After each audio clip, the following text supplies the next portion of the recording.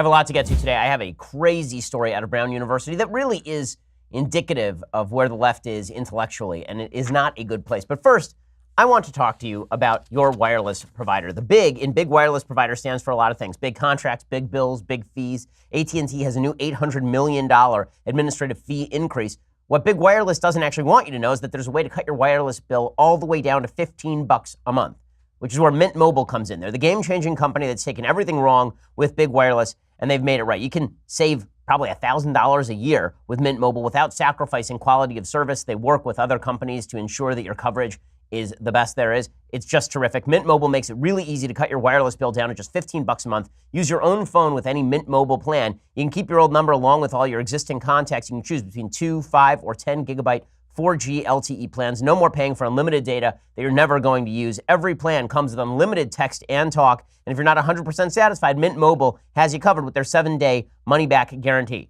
They save you money by cutting out the middleman, and also they're not going to sell you data packages you're never going to use. Ditch your old wireless bill. Start saving with Mint Mobile. To get your new Mint wireless plan for just $15 a month, plus free shipping on your Mint Mobile SIM card, go to mintmobile.com/Ben. That's mintmobile.com/Ben. Mintmobile.com/Ben. Cut your wireless bill down to $15 a month. Get free shipping on that SIM card at mintmobile.com/Ben. Use that /Ben to let them know that we sent you. Okay, so well, the media keep proclaiming that Donald Trump is the scariest person who ever was. President Trump continues to bash the mainstream media. He continues to suggest that they are indeed fake news. He continued that this morning when he woke up at 5:30 in the morning and decided to rewatch Lou Dobbs. Yes, that's actually what happened. He woke up at 5:30 in the morning and he TiVos a lot of the shows on Fox News and Fox Business, and he decided to watch Lou Dobbs' show. Lou Dobbs is talking about the search results over in Google. And President Trump decided to tweet this out. This is 14. Tweet out, Google search results for Trump news shows only the viewing reporting of fake new media. In other words, they have it rigged for me and others so that almost all stories and news is bad. Fake CNN is prominent. Republican, conservative, and fair media is shut out. Illegal. 96% of results on Trump news are from national left-wing media. Very dangerous. Google and others are suppressing voices of conservatives and hiding information and news that is good. They're controlling what we can and cannot see. This is a very serious situation. Will be addressed. Okay, well, I don't think the president actually Googles things. He apparently doesn't use a computer really. So where he got this information is that Lou Dobbs was talking about search results when it comes to Google News. And it's true that the Google News bias in favor of large media organizations is pretty severe. And that does have an actual impact on the kind of news that people consume. And it does mean that they actually consume a fair bit of misinformation that is put out by the mainstream media. Now, it's important to remember that when President Trump says things like fake news and means just any news he doesn't like, he was not the originator of the phrase fake news. The originator of the phrase fake news, Trump says that he made it up. He didn't make it up. It was made up by the left. The left suggested that Hillary Clinton had lost the election, if you recall, due to fake news. There were a bunch of false stories put out on Facebook. People believed those false stories, and then they voted for Donald Trump instead of Hillary Clinton. President Trump said the actual fake news are the members of the mainstream media. And unfortunately, members of the mainstream media seem intent on proving his point almost every day. The latest example comes courtesy of CNN. So President Trump has focused on CNN incessantly, and there's a reason for that. Here's the latest example. CNN absolutely botched a story claiming that President Trump knew in advance about the June 2016 Trump Tower meeting between members of the Trump campaign and a Russian-backed lawyer supposedly offering dirt on Hillary Clinton. You know, there's been a lot of focus on this particular meeting, obviously, because in the run-up to the meeting, Donald Trump Jr. was emailing with an associate of his from Russia who was basically saying that the Russian government wants to supply the Trump campaign with dirt on Hillary, so why don't you meet with this lawyer? And Trump Jr. was like, sounds great.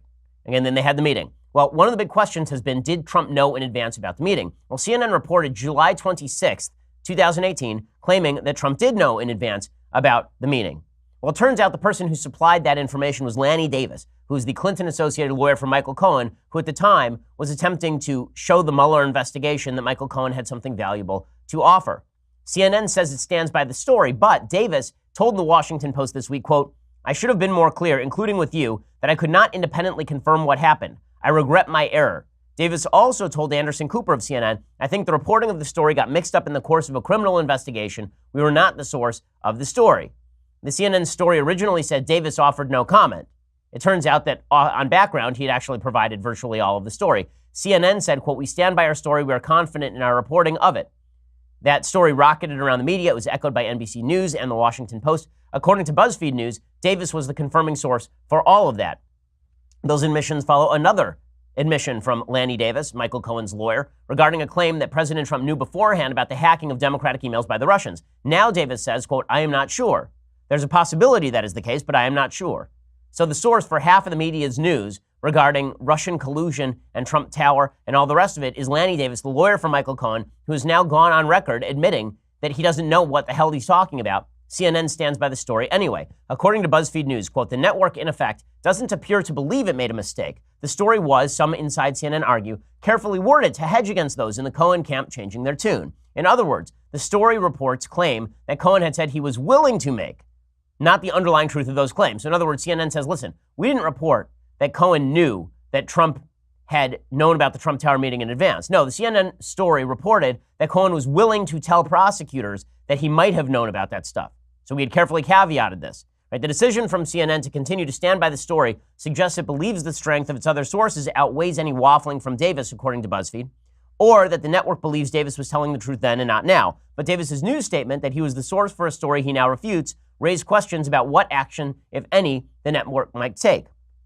We should address Lanny Davis's comments in our reporting and be more transparent with our readers about our reporting, one CNN staffer told BuzzFeed News. Now, I have some personal experience with stories like this. So I remember back in 2013, Chuck Hagel was nominated for Secretary of Defense by the Obama administration. Chuck Hagel was, in my opinion, radically anti-Israel. He was an isolationist on foreign policy, and there was a big push from the right to stop Chuck Hagel's nomination. Well, I was supplied information by top sources in the Senate that Chuck Hagel had spoken to some group called Friends of Hamas. It was just a rumor, and we reported it on Breitbart News as a rumor. The actual title of the piece said, we called up the White House basically hung up on us, and the title of the piece was something like, White House spokesperson hangs up based on rumors of Friends of Hamas, something like that. It was pretty clear in the piece that it was a rumor.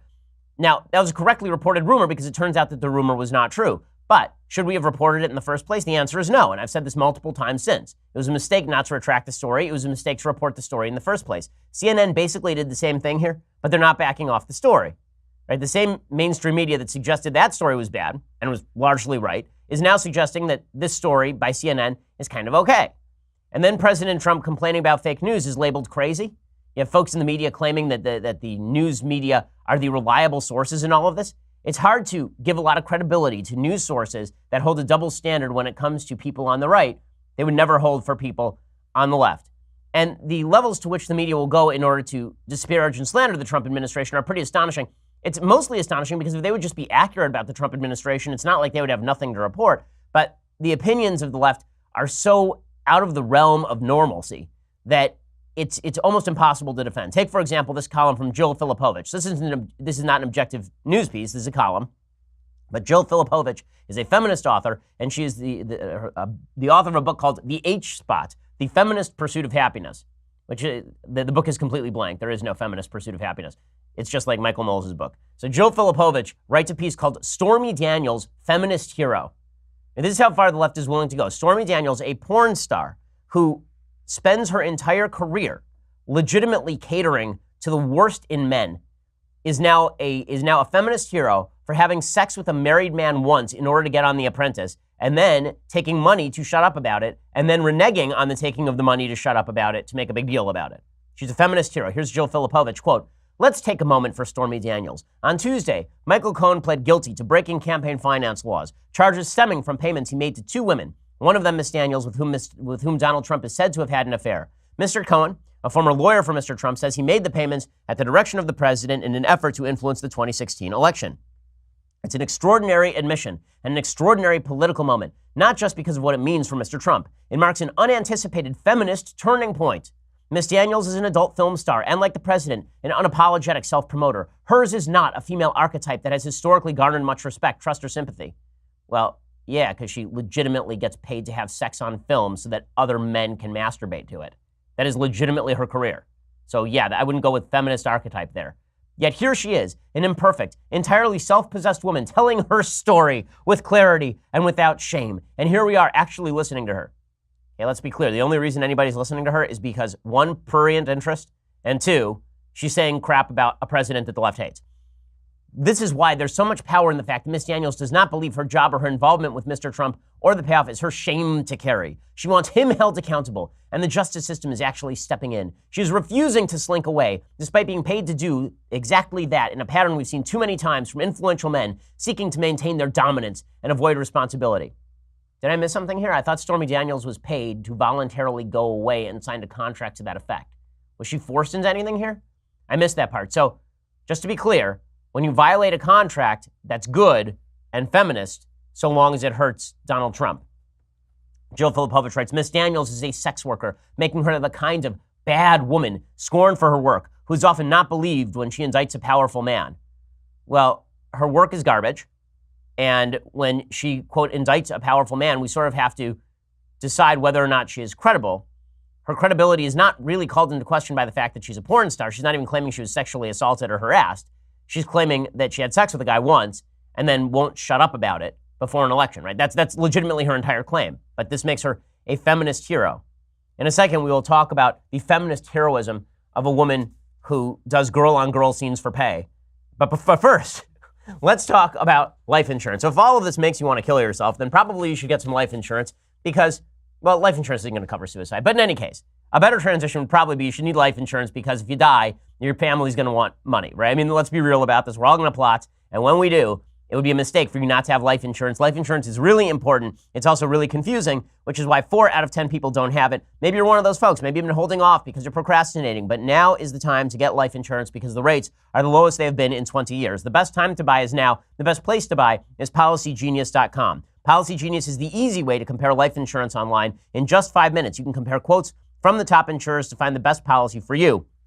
And when you compare quotes, you save money. It is indeed that simple. Policy Genius has helped over 4 million people shop for insurance, placed over $20 billion in coverage. They don't just make life insurance easy. They also compare disability insurance and renter's insurance and health insurance. If you care about it, they can cover it. So if you've been putting off getting life insurance, there's no reason to put it off any longer. Go to PolicyGenius.com. Get quotes, apply in minutes. It's that easy. Rates are the lowest in 20 years. PolicyGenius.com, the easy way to compare and buy life insurance. Go check out Policy Genius right now. So, as Jill Filipovich says, the left is celebrating Stormy Daniels as a hero. And the reason that I cite this is because while the opinion pages in the New York Times objective news pages are separate, the reality is that they're not quite all that separate. Okay, the same media sensibility that informs an editorial page that thinks Jill Filipovich has relevant things to say about Stormy Daniels being a feminist hero, they're the same folks who are pushing bad news over at CNN.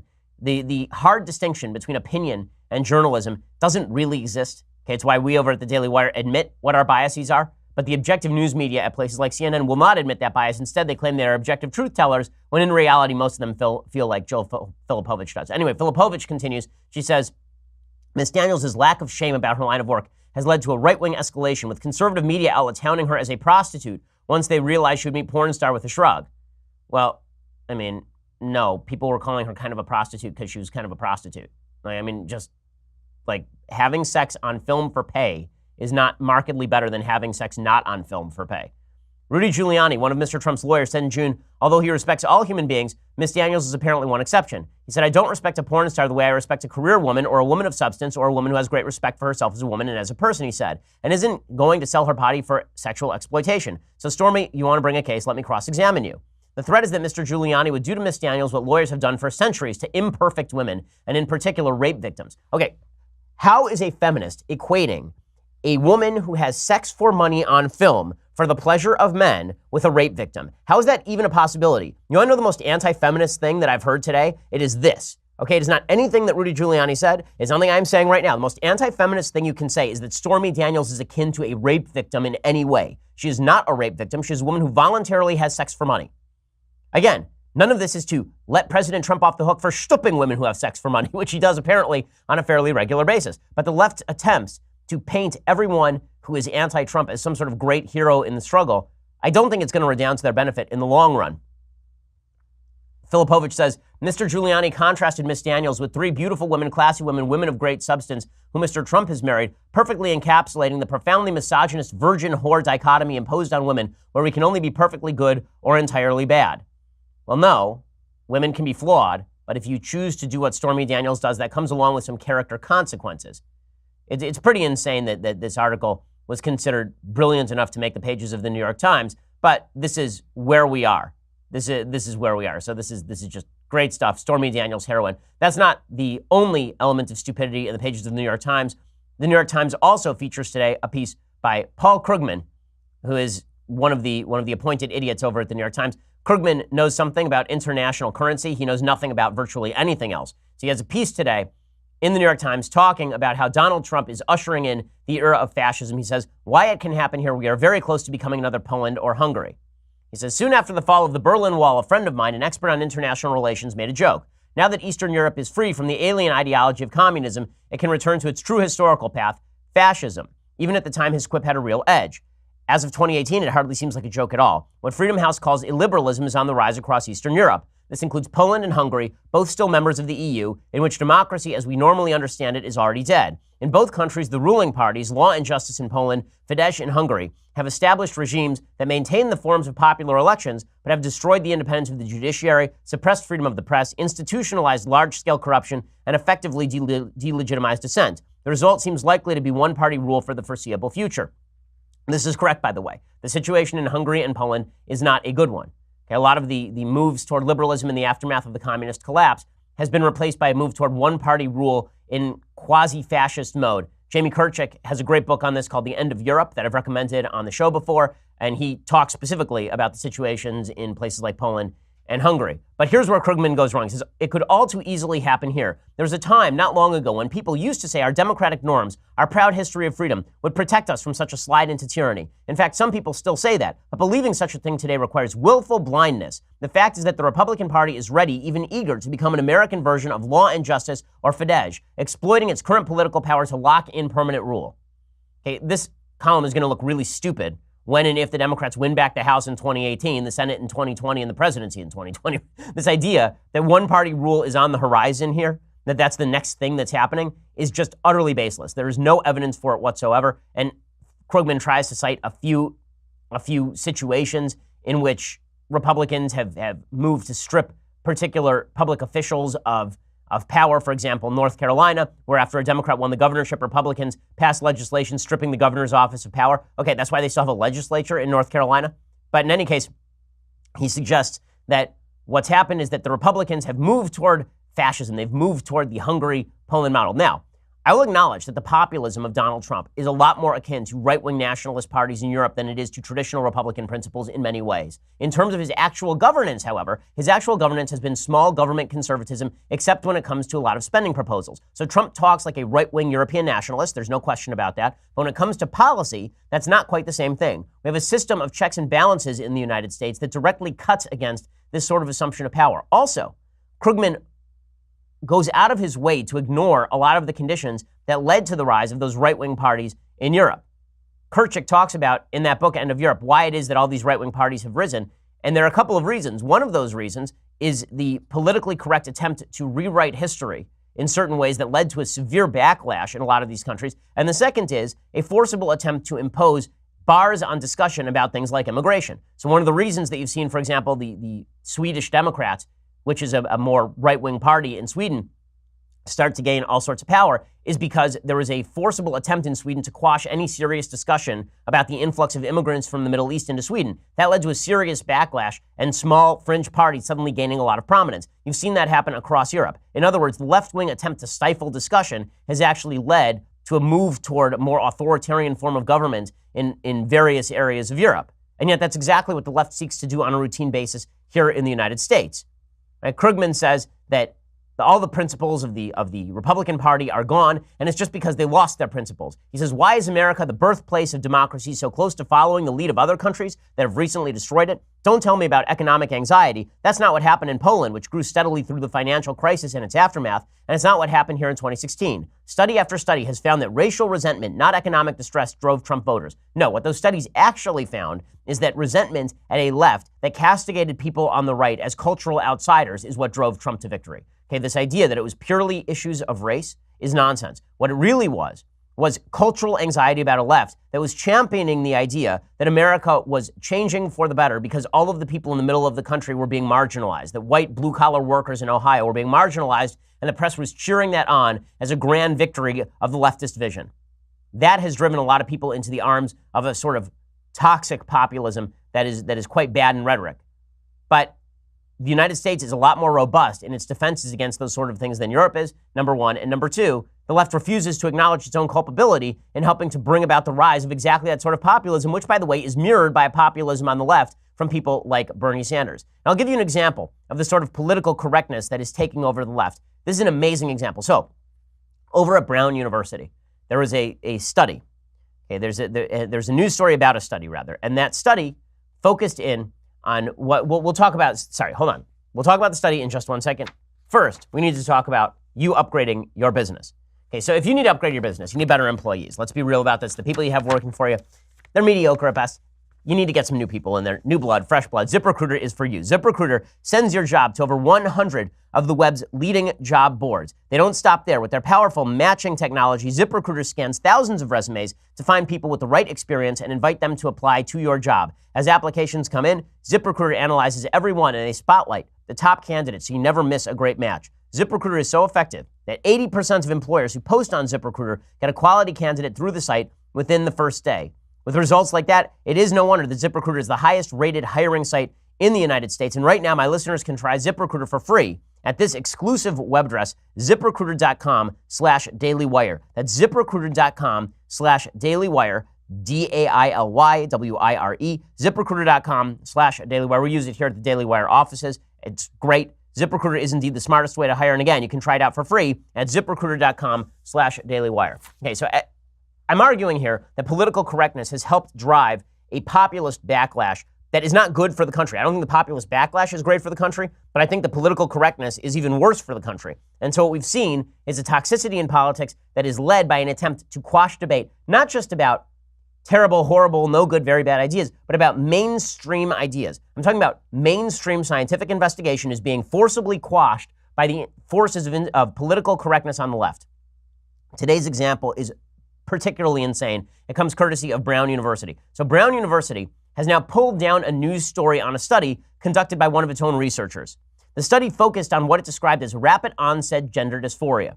Okay, gender dysphoria, gender identity disorder, transgenderism, that was not present in early youth. Okay, so it wasn't a kid who was 3 and said, I'm a little boy when it was a little girl. Instead, it was gender dysphoria that manifested within days or weeks in teens and young adults. In other words, it's become trendy in some areas of the world for people to declare themselves transgender. And you've seen this in the statistics. The number of people in Britain who have reported themselves to basically institutes that help deal with transgenderism has doubled in the course of 1 year.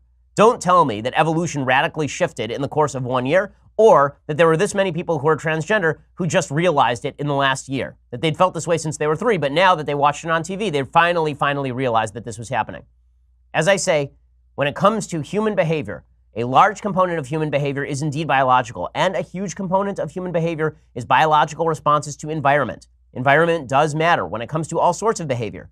It's so funny, the left will acknowledge this when it comes to things like IQ, that IQ is indeed responsive to a certain extent to environment. They'll deny that IQ even exists with regard to biology, which is bizarre, or at least they'll make the case that biological studies with regard to IQ should not be done because we can't look at the biology of IQ, but we certainly should pretend that all sexual behavior is innately biological, and therefore, if you have a drive toward a sexual behavior, this means that you were born this way, right? This is the Lady Gaga case about biology. The reality of the reality is that human behavior is quite malleable, particularly in the sexual arena. And one of the things that has happened with regard to transgenderism is as it becomes more prominent in the media, there are more and more people who are being confused. There are more and more people who believe that because they feel like outsiders, this must mean that they actually are outsiders in their own body. And that's essentially what this study was positing. What the study author is a woman named Lisa Littman. I assume that she's on the left because she works at Brown. I can't imagine that she's not. She's an assistant professor of the practice of behavioral and social sciences at Brown's School of Public Health. And she stated, quote, "This kind of descriptive study is important because it defines a group and raises questions for more research. One of the main conclusions is that more research needs to be done." You can tell, by the way, that she doesn't like the conclusions of her own study when she keeps saying more research needs to be done. Just descriptive studies aren't randomized controlled trials. You can't tell cause and effect. You can't tell prevalence. It's going to take more studies to bring in more information, but this is a start. So what exactly was the study? Here's what the study found. Littman talked to 250 parents of children who suffered from rapid onset gender dysphoria. According to Science Daily, among the noteworthy patterns Littman found in the survey data, 21% of parents reported their child had one or more friends become transgender identified at around the same time. 20% reported an increase in their child's social media use around the same time as experiencing gender dysphoria symptoms. 45% reported both. So in other words, a large minority of parents who were surveyed about kids who, when they're 13, suddenly realize that they are, quote unquote, of the opposite gender. A huge percentage of those kids were being influenced by their peers. Right? A huge percentage of them were having peers who decided they were transgender, and now, okay, my best friend is transgender, so maybe that means I'm transgender. And a huge percentage of them were on social media more, reveling presumably in transgender media coverage. The pattern of clusters of teens in friend groups becoming transgender identified, the group dynamics of these friend groups, and the types of advice viewed online led Littman to the hypothesis that friends and online sources could spread certain beliefs, which is common sense, and which is something that folks on the right have been saying, that when you have a society that pushes certain messages about sexuality, it actually has an impact on how people behave sexually, which we have known forever. Okay, it's true with regard to porn habits. It is true with regard to homosexuality. It is true with regard to transgenderism. It is true with regard to every sort of type of sexual experimentation. The more exposure a certain practice gets in the media, the more people are going to try it out. And that's not saying there's not a biological component to transgenderism. Perhaps there is. I assume that there probably is, particularly in young kids. It's not even assuming there's not a biological component to, it's certainly not assuming there's not a biological component to homosexuality. Particularly when it comes to twin studies, it shows there is a biological component, although the idea that it's completely biological is belied by the fact that even in twin studies, about 50% of twins are disparate, meaning if you have genetically identical twins, only about 50% of them are both gay. Right? If one's gay, the other one half the time is straight, which would suggest it's not completely biological since they have the same DNA. Examples. So what are these beliefs that are being promulgated by media? Examples include the belief that non-specific symptoms, such as feeling uncomfortable in their own skins or feeling like they don't fit in, which could be part of normal puberty or associated with trauma, should be perceived as gender dysphoria. In other words, the media and friends constantly saying, you feel uncomfortable in your own skin, or you were, God forbid, raped, something terrible happened to you, and now you feel uncomfortable sexually. Maybe it's because you're actually a member of the opposite gender. What other beliefs? The belief that the only path to happiness is transition, which is something that the media push nonstop.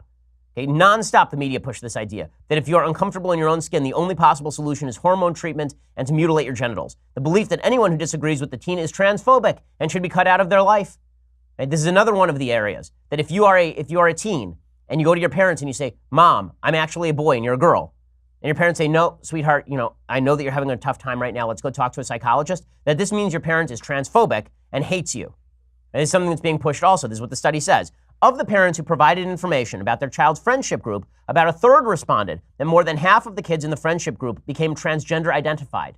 More than half the kids in a particular transgender group became transgender identified. In other words, there's a certain psychological contagion that pertains to sexual experimentation and gender experimentation, which is exactly what you would figure because cliques have existed in schools for a very long time.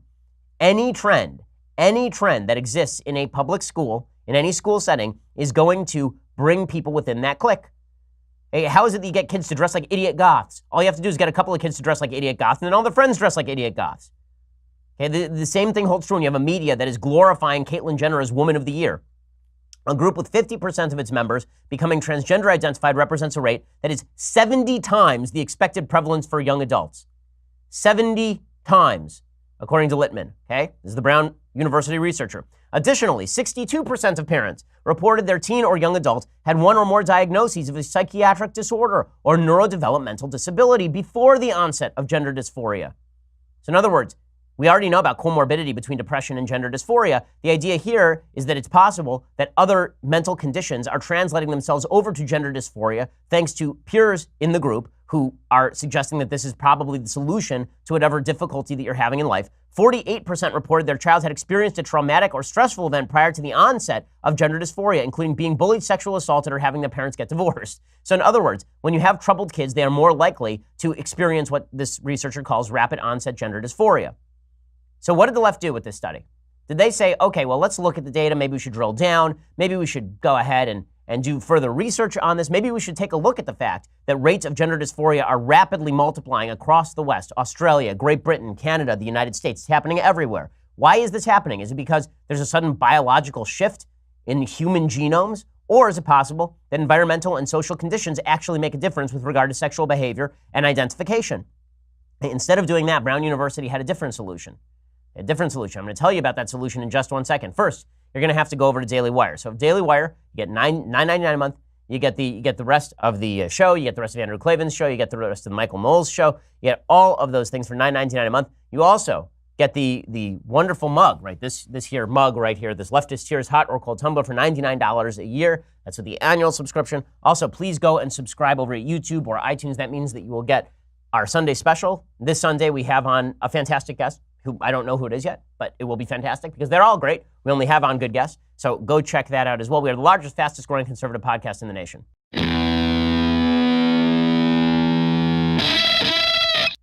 Okay, so what did Brown University do with all of this? What did Brown do with all of this? Well, what Brown did with all of this is they buried the study.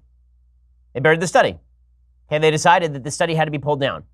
So Brown University couldn't stand the actual study. They caved. The university pulled down a news article about the study. Realistically, Brown and the journal in which the original comment was published, PLOS One, turned against the study because it offended politically correct sensibilities about transgenderism. Brown's School of Public Health Dean Bess Marcus even issued a letter to the entire community. Here's what the letter said. Quote, independent of the university's removal of the article because of concerns about research methodology, the School of Public Health has heard from Brown community members expressing concerns that the conclusions of the study could be used to discredit efforts to support transgender youth and invalidate the perspectives of members of the transgender community. You reading me here? Brown University, a research university, pulled down one of its own studies because they said that it could hurt people they don't want to hurt. How insane is that? Okay, basically they're saying that science is now they're openly saying this, right? They are saying that science is taking a back seat. That science is taking a back seat to the realities of political correctness. I'm going to read that sentence again because this is insane. The School of Public Health has heard from the Brown community members expressing concerns that the conclusions of the study could be used to discredit efforts to support transgender youth and invalidate the perspectives of members of the transgender community. Could be used, not is being used, not is used, could be used. Okay, so if the scientific data doesn't back your preferred political position, we're just going to pull down the study. And then Brown just dissembles. They say the university and school have always affirmed the importance of academic freedom and the value of rigorous debate informed by research. The merits of all research should be debated vigorously because that is the process by which knowledge ultimately advances, often through tentative findings that are often overridden or corrected in subsequent higher quality research. This is them saying, we really, really hope this study isn't true. It would be really bad if this study were true because it might suggest that not everybody who identifies as transgender is suffering from a biological disorder like gender identity disorder. It's possible that they're just mistaking their own feelings. We can't say that. So let's hope that this study is debunked. In the meantime, we'll pull down the study because we're a bunch of cowards. They say the spirit of free inquiry and scholarly debate is central to academic excellence. At the same time, here it is. At the same time, we believe firmly it is incumbent on public health researchers to listen to multiple perspectives and to recognize and articulate the limitations of their work. Hey, by the way, as I say, the author of the study specifically said this is a descriptive study requiring further research. But that wasn't good enough. Brown pulled it down. This process includes acknowledging and considering the perspectives of those who criticize our research methods and conclusions and working to improve future research to address these limitations and better serve public health. And then I love this. This is the best part. There's an added obligation for vigilance in research design and analysis anytime there are implications for the health of the communities at the center of research and study. So in other words, we need to be rigorous, but we need to be super duper rigorous if we are talking about stuff the left doesn't like. Well, no, that's actually not the requirement of science. The requirement of science is that you are supposed to be super duper rigorous all the way through. The requirement of science is not dependent on whether the left likes the result. And then you wonder why folks on the right don't trust a lot of the scientific results that seem to be pushed by the left.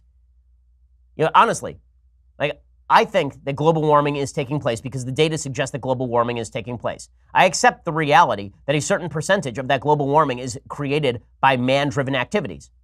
But for folks on the right who look at the way that the left punishes people for straying from the established consensus, and sometimes how the left punishes people for straying from a consensus that is not even scientifically established, that is politically established, do you wonder why folks on the right don't trust folks on the left when it comes to their scientific research?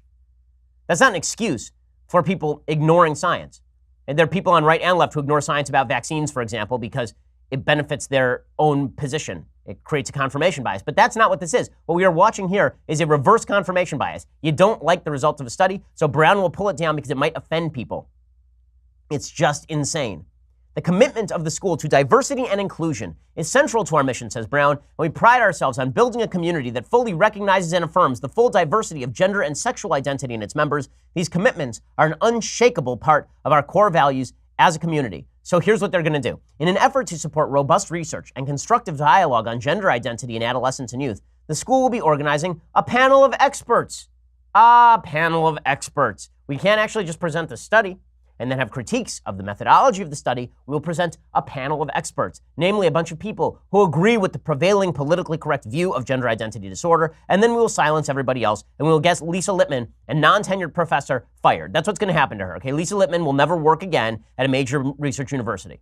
That's what's going to happen to Lisa Lippman. She's going to go exactly the same way as Brett Weinstein, who is a biologist over at a socialist over at Evergreen University, Heather Hying, who is his wife. Right? They will go after anyone. They will go after anyone who does not follow the basic leftist consensus on politics. They will destroy science in order to do so, and they will censor people. This is what creates the anti-political correctness backlash on the right. Jesse Singal of New York Magazine, who is no right-winger, he says, the honesty here is noteworthy. Researchers can publish findings that support the Born This Way storyline all day long with no problems. Anything else will be carefully picked apart for signs of harmfulness. He says this could be used as justification to discredit just about any interesting social science study. And that is exactly right. But that is what the left is dedicated to, because the left is dedicated to one way of thinking, and it is the only way of thinking, and there will be no other ways of thinking. Speaking of which, the left is also cracking down on Catholic charities. That's awesome. So it's not just important to screw up kids when it comes to issues like transgenderism by failing to acknowledge there's an environmental component to how kids feel about their own gender and sexuality, and instead pushing forward with a leftist social agenda. It's now it's deeply, deeply important that they shut down Catholic charities that are involved in adoption. In the latest blow against religious Americans, the Catholic Charities of Buffalo were forced to shut down their adoption and foster services thanks to state rules that prohibit any adoption or foster agency from refusing to send kids to same-sex partners. So let's say I'm a single mom, and I give up my kid to a Catholic charity because I'm also Catholic, and I'd like my kid to be raised Catholic. The state of New York says that Catholic charity cannot participate in foster care or adoption services anymore. They have to shut down because the Catholic charity will not hand the kid over to a gay couple. Instead, they want to give preference to straight couples, not allowed to do that under New York state law. And so Catholic charities instead will send those kids presumably back into the state system. So well done, left. Well done, left. We'll make sure that those kids get stuck in some sort of foster home as opposed to with straight parents, because we have to make sure that gay parents are privileged in the same way that straight parents are, even though a child needs a mother and a father. That's not a religious argument, by the way. That is a natural law, reason-based argument. Mommies and daddies are different. Anyone who tells you different is a liar. Mommies and daddies are different. And if you don't believe me, think about your own mommy and daddy and ask which one of them you would replace with a member of the opposite sex and how much that would change your life. To pretend otherwise is idiotic. The same left that talks about the value of diversity when it comes to race and talks about the special value of women when it comes to feminism and considers people like Stormy Daniels evidence of feminism says that motherhood is not an integral component of a child's life. Instead, two fathers can do the exact same job as a father and a mother. It's absolute crap, and now they will embed it in law and shut down Catholic charities who simply maintain that a child deserves a mother and a father. So Catholic Charities of Buffalo is just the latest. This has already happened in Boston. It also happened in Illinois in 2011. But it doesn't matter because the left gets what it wants, which is the ability to preside over a hard left move in all of social areas. Zach Ford, who's an execrable human being over at Think Progress, he writes, dude, get over it. You lost. Right? That's it. No, the kids lost. The kids lost because these kids might have been able to get a home through a Catholic charity and be raised in the way that their parents wanted them to be raised. And instead, they're going to be shunted back into whatever state system the left wants them shunted into. And you wonder why people are not dumping Trump. The reason why people aren't dumping Trump is because the left is so insane, because this is the agenda the left is pushing. The agenda the left is pushing is Stormy Daniels is a heroine. Stormy Daniels is a hero, and sex work is exactly the same as a woman working as a partner at a law firm. Or that Stormy Daniels is equivalent, that talking badly about Stormy Daniels is equivalent to making her a rape victim. This is Joe Filipovich's perspective. The left is suggesting that scientific research studies be shut down if they don't reach the proper conclusions. And they're suggesting that Catholic charities be shut down because we have to make sure that kids can be adopted by gay couples at the same rate as straight couples because mommies and daddies are unnecessary. You can have two mommies or two daddies. They're exactly the same thing. Okay, you think that you think that this is just a case that I'm exaggerating here? Here's Nancy Pelosi, the once and probable future Speaker of the House of Representatives, saying that the 2018 campaign is going to be about fear. We're going to have so many women, and that's why the Republicans are so afraid, and that's why President Trump is so afraid. He's afraid of all the women, people of color, LGBTQ numbers that will be added to the ranks in the Democratic Party, which is already a majority of women and people of color and LGBTQ. But it's going to be larger numbers. And the Democratic coalition is based on this, right? The Democratic coalition is not based on fundamental principles about freedom. It is based on which interest groups can we cater to and allow dominance in American politics to dominate other interest groups in American politics. That is what the left is about. The same left that will declare Mike Pence a theocrat is in its soul theocratic about government itself. Government is God. They are the great moral arbiters of the planet, and therefore they get to determine what sort of science we pursue, what sort of adoption strategies are pursued by religious people and by people of good faith around the country. They're the ones who get to determine our social lives, and then they turn around and suggest that we're the fascists. And then they wonder why people are resonating to a populist rhetoric that says that the left needs to be stopped. They're wondering why conservatives are moving anti-left. I don't think there's an excuse for conservatives to abandon their own fundamental principles about morality, decency, and limited government in order to slap the left. I don't think anti-left is the same thing as conservative. But to ignore the temptation that is being presented toward moving toward a populist right-wing anti-leftism because the left has decided that they want to challenge the existence of free thought in American society is for the left to paint a rather self-flattering picture of exactly how politics in the United States works at this point. Okay. Time for some things that I like, and then we'll do some things that I hate. So this week, I'm doing some Neil Simon stuff because Neil Simon passed away over the weekend. Neil Simon, an incredibly talented writer. This is one of my favorite comedies called The Goodbye Girl. I think I've recommended it on the show before, but we'll go back to it. It was probably 2 years ago or 3 years ago. In any case, Neil Simon's Goodbye Girl with Richard Dreyfuss and Marcia Mason. Richard Dreyfuss turns in, I think, a career best performance in The Goodbye Girl. He's really funny. The basic plot is that this woman and her young son, she gets divorced, and young daughter, sorry. She gets divorced, and she needs a roommate basically to stay in her apartment. And Richard Dreyfuss is an actor, and he moves in, and it's very funny and very cute, and it's got some real moments. Here's some of the trailer. Say hello to the Goodbye Girl. Make it fast. Hi, I think there's been some kind of mistake. I sublet this apartment from this friend of mine.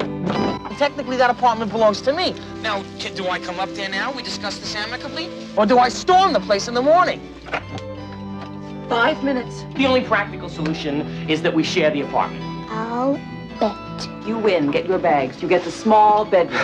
We're in trouble, right? Say hello to Richard Dreyfuss. My kingdom for the horse! Say hello to Marcia Mason. The best part of this is that they do a production of Richard III, and the Richard III production is hysterically funny because the director of the production, being a leftist, suggests that Richard III should be played as a homosexual, that Richard III is latently homosexual, but he also insists that Richard Dreyfuss play it as openly as possible. The production is extraordinarily funny. So go check out The Goodbye Girl. It's well worth the watch. It's quite enjoyable. Okay, other things that I like. So finally, President Trump came out and issued a statement about John McCain that was fitting and useful. It only took him a day and a bunch of pressure. He issued a statement saying, despite our differences on policy and politics, I respect Senator John McCain's service to our country, and in his honor, I have signed a proclamation to fly the flag of the United States at half-mast until the day of his interment, which is sort of normal policy. I've asked Vice President Pence to offer an address at the ceremony honoring Senator McCain at the U.S. Capitol this Friday. At the request of the McCain family, I've also authorized military transportation of Senator McCain's remains from Arizona to Washington, D.C., military pallbearers and band support, and a horse and caisson transport during the service at the U.S. Naval Academy. And then he asked also Kelly and Madison Bolton to represent the administration at the services. This is what he should have done originally, and then we could have avoided this entire silly controversy. But at least Trump got it right, if a little belatedly. Okay, other things that I like. So the president is cutting a trade deal that he suggests is really a bilateral trade deal between the United States and Mexico. It is not. It's mostly a revision of NAFTA. He wants to retitle it because Trump enjoys retitling things. He likes rebranding. That's fine. The actual trade deal may be better.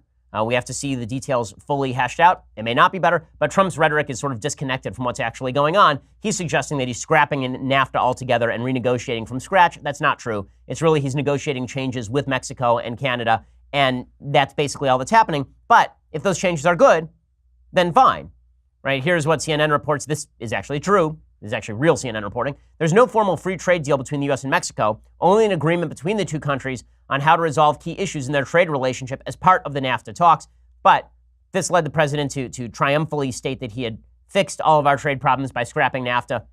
Again, that may not be true, but it led to this kind of funny moment when he called up Enrique Peña Nieto, who's still the president of Mexico, and tried to use a speakerphone in a moment directly from Veep. The president is on the phone. Enrique? Yeah, you can hook him up. Hello?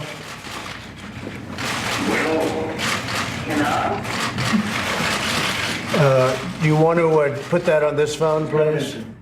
Hello?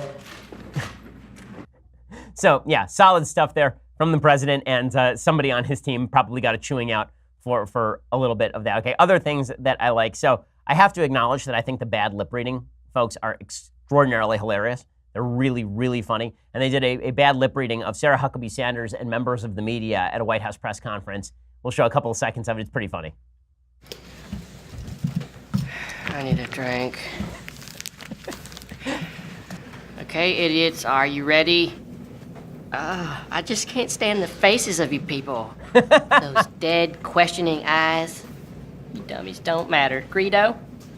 What happens when I scratch a horseradish all over my face? Now, why would you do this? Well, definitely gonna scrape it somewhere. Yeah, you don't matter. Mangy? Okay, my beard itches pretty bad. Is this because of my bugs? You have literal bugs? Uh-huh. I think it's mainly bed bugs. Okay, you gotta go. Wait, is this about the bugs? Yeah, it is. Stank? No, all their videos are really funny. You can go check out the bad lip reading, folks. They do a pretty spectacular job. Okay, time for a couple of quick things that I hate. All right, so we begin today with Alyssa Milano, who I don't know why she's investing herself so much in politics lately. She has every right to do so. I always say that because people take it, when I criticize a celebrity for speaking, they take it as though I'm criticizing the celebrity for speaking as opposed to what the celebrity is saying. So Alyssa Milano did this little video for Now This, which is just one of the dumbest sites on the internet, Now This. They basically make these videos about fringe folks and then suggest they're mainstream. And she did a video about stopping Brett Kavanaugh, who's President Trump's nominee to the Supreme Court, who will be confirmed. And she decided that she was going to read out supposed accounts from supposed victims as though she was the victim. And it got real weird. We have the power to stop Brett Kavanaugh. I know we do, but we have to call our senators. It's not yet a done deal, so we have to bang down their doors and share our stories because we are all Jane Doe. We are all Joaquin Oliver. We are all Laura Packard. And so many more of us are vulnerable if Brett Kavanaugh is in the majority on the highest court of the land. Oh, the crisis mentality. Oh no, we can't have an originalist on the court. Don't do it. The level of drama that Democrats bring to politics, pretty astonishing. Let's admit this, okay? We're all prone to this. When Obama was president, I'd get over dramatic from time to time. But you know, the level of panic about somebody like Brett Kavanaugh is pretty insipid, given the fact that it is the left that has used the court as a club against legislatures across the country. It is the left that has used the Constitution as a weapon to wield against traditional American values over and over and over again, from Roe v. Wade to Obergefell. And the idea that Brett Kavanaugh, for reading the Constitution in its properly appointed judicial role, that he's the threat, pretty wild. Okay, other things that I hate. So ESPN is dying in the ratings. I can't imagine why.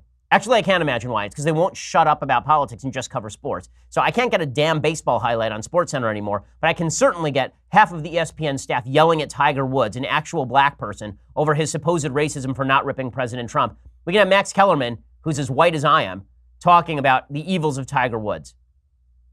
It really bothers me. I am angry at what Tiger Woods said because it is a thoughtless statement dressed up as a thoughtful statement.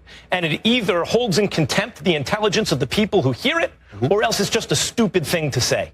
Oh, him saying we have to respect the office of the president, I don't want to get into politics, is a stupid thing to say. And Max Kellerman would know because he is actually the king of stupid things to say. He once was the Duke, but he's now been elevated to actual royalty, which is impressive. He was second in line. He was once a prince. And then the father of stupidity died at some point and made him the king. So the king of saying stupid things, Max Kellerman, who is just bad at his job, he thinks Tiger Woods is bad. But he's not the only one. There's an entire ESPN segment about Tiger Woods, in which Tiger Woods was labeled not really black, which was just excellent.